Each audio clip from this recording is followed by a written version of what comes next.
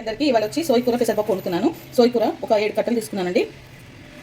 పెసరపప్పు 2 కప్స్, పచ్చిమిర్చి paste 1 cup, onion వచ్చేసి మీడియం సైజు ఒక 3. ఇప్పుడు కడాయి పెట్టుకున్నాను.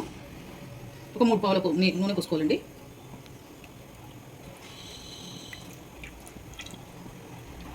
పెట్టిందండి. ఇప్పుడు ఆనియన్ వేసుకుంటున్నాను.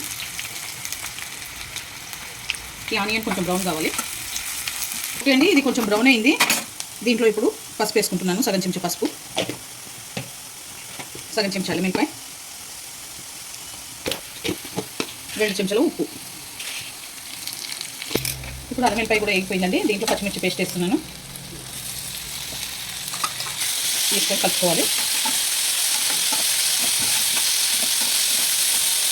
సోయి కూర 2 సార్లు కడిగి మంచిగా పెట్టుకున్నానండి. ఇలా ఇది వేసేస్తున్నాను.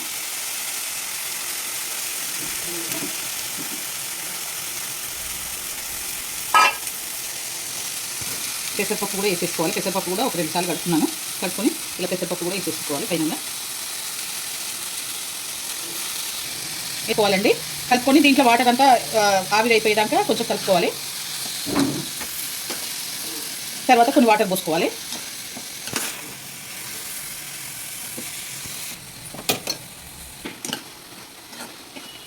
ఇదని కొన్ని వాటర్ పోసుకుంటున్నాను.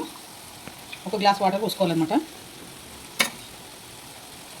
ఎందుకంటే ఇది సోయి కూర ఉడకాలి కదా, సోయి కూర పెసరపప్పు ఉడకాలి.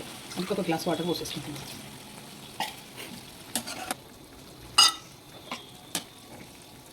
మూత పెట్టుకుంటున్నానండి. ఒక 10 నిమిషాలు ఉడకాలి. అది 10 నిమిషాల్లో ఉడికిపోతుంది.